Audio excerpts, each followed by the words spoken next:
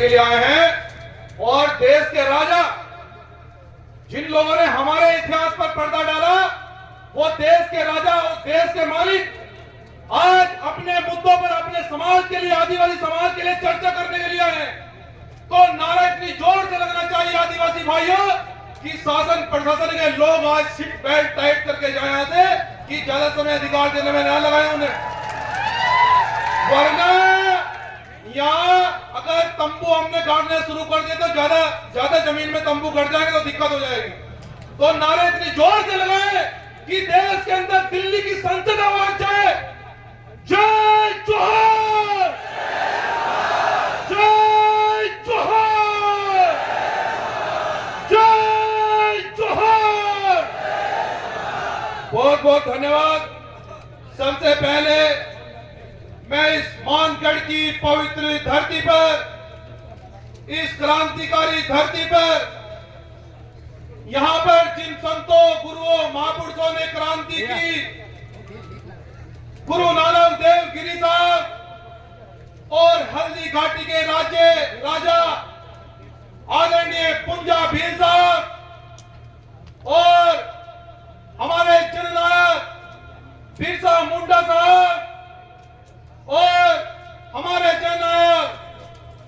टमटम महावीर साहब और भारतीय संविधान के निर्माता परम पूजनीय बाबा साहब डॉक्टर भीमराव अंबेडकर को खराजे अकीदत और नमन करते हुए और हमारे बीच में उपस्थित हमारे सांसदगण, हमारे सभी विधायकगण और हमारे सभी आदिवासी एवं सभी संगठनों से आप आए हुए तमाम लोगों का मैं हृदय से शुक्रिया अदा करता हूं और अपनी बात को अंतिम रूप देते हुए, सूक्ष्म शब्दों में अपनी बात को रखते हुए मैं आदिवासी समाज के लोगों बस आपसे ये कहना चाहता हूं और दिल्ली से चलकर आप लोगों के बीच में ये कहने के लिए आया हूं कि शायद जब हमारे पुरखों ने राज किया, हमारे पुरखों ने इस देश को संविधान दिया, तो फिर आज भी हम आर्थिक और सामाजिक और राजनीतिक स्थिति में क्यों पिछड़े हैं?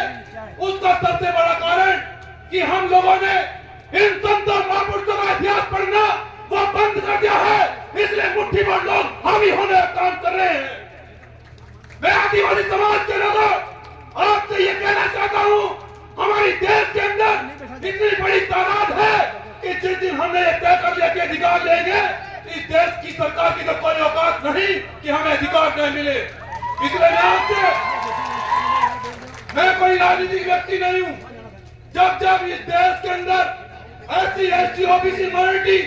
हमारे आदिवासी समाज पर जब बहनों बेटियों पर हमला हुआ है, आपके बीच में कार्यकर्ता बन के पहुंचा हूं और आज से फिर से एक कार्यकर्ता के रूप में आपसे वादा कर रहा हूं कि जब तक भील प्रदेश नहीं बनेगा, अपनी सांस का एक एक लहू का कतरा आपके काम आएगा, लड़ेंगे। इसलिए मैं आपसे अंतिम में यह कहना चाहता हूं कि हमें, मेरी खासकर माताओं बहनों, नौजवान साथियों, कि हमें अपने संतों महापुरुषों का इतिहास पढ़ना होगा।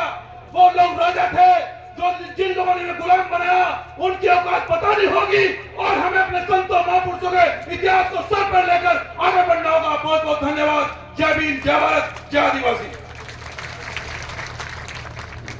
जोहार।